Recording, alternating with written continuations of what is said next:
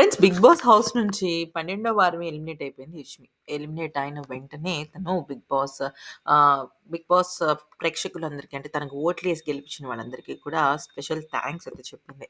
అయితే తను బయటకొచ్చిన తర్వాత 'బిగ్ బాస్' బజ్‌లో గానీ, లేకపోతే మిగతా విషయాల్లో గానీ, నిఖిల్‌కి మీకున్న ఫీలింగ్ ఏంటి అని అడిగితే తనొక మాట చెప్పింది.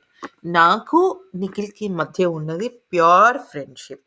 అంతకన్నా ఏం లేదు. కానీ నాకొక డ్రీమొచ్చింది. ఆ డ్రీమ్‌లో తెలియకుండా నేను కొంచెం నిఖిల్ మీద ఫీలింగ్స్ పెంచుకున్నా. నిఖిల్ కూడా నాతో బాగా క్లోజ్‌గా ఉండేవాడు.